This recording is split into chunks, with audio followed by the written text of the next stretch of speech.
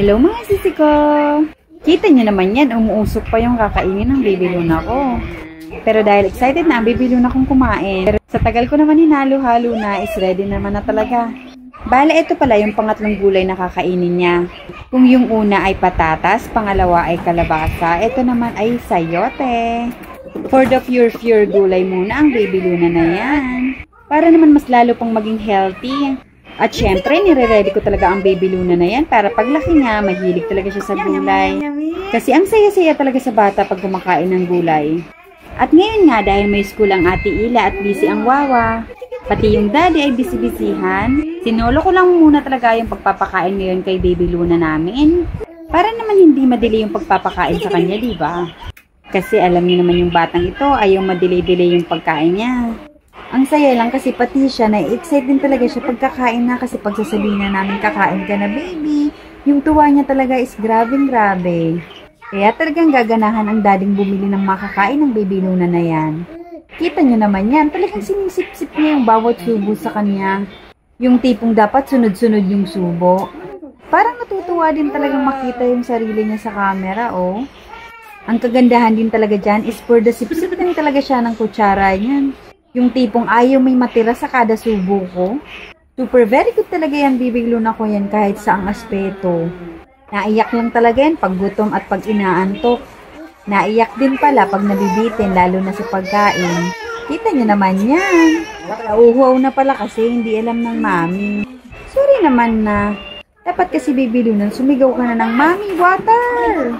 At ayan nga, at napasobra na siya talaga ng water.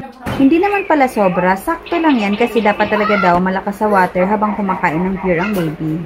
Dahil nga sobrang lilikot dyan ng Kuya Kia at Kuya Joe, talagang napapatingin talaga ang baby Luna na yan. Yung tipong gusto niyang kumain ng kumain pero nadidistract siya ng sobrang ingay ng dalawa. Pero dahil food is life ang baby Luna yan, focus pa rin sa goal.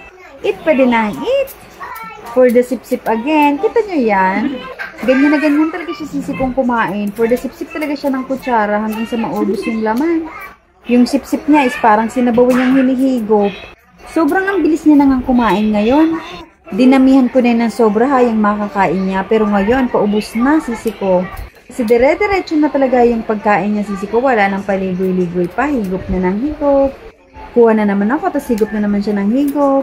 Ganun na siya kabilis kumain, sisi ko. I-insert ko muna itong kinakainan ng baby Luna ko. Kasi baka gusto nyo rin na ito din yung gamitin nyo para sa mga babies nyo. Set na pala yan mga sisi ko. Meron ng kutsara, tinidor, yung beb, tasa, baso. As in lahat-lahat na sisi ko na gagamitin ni baby. Meron na sa set na yan. Then pwede ka din pumili ng iba't ibang color. Meron pang boys, meron pang girls. Ang kagandahan yung sisi ko kasi hindi talaga nagalaw-galaw. Tingnan niyo naman yun, no? Wala akong katulong yan habang nagpapakain sa baby Luna ko. Pero no need ko nang hawakan yung ginagamit ko sa kanyang tasa. Kasi hindi talaga yan nagalaw kasi meron yung parang dumidikit sa ilalim. Kaya kahit tayo lang mag-isa, kayang-kaya talaga.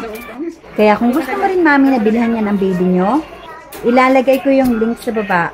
Para naman makapag-check out din kayo, diba? At eto na nga, malapit na talagang maubos ang kinakain ng baby Luna ko. And sinisimot ko na lang yung sisi ko.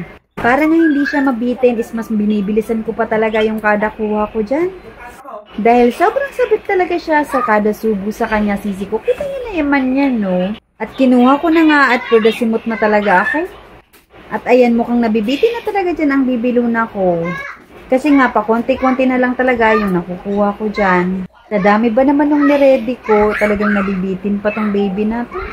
Hindi naman halata na sobrang nasarapan siya, diba? Ang galing-galing talaga ng baby Luna kong kumain. Simula't sa simula talaga, napakabibo niya talagang kumain. Sana nga tuloy-tuloy na to, sisi ko. Kaya samahan niyo kami lagi sa mga journey ni baby, sa pagkain niya o sa pang-araw-araw niyang activities. Salamat sa panunood hanggang sa dulo, sisi ko. Dito nga, tapos na talaga siya at ubos na yung kinain niya, sisi ko. At dahil nga tapos na, ayan, water na. For the water na ang baby Luna. Mas madaming water is mas maganda talaga. Yan muna for today and salamat sa panonood, sisi ko.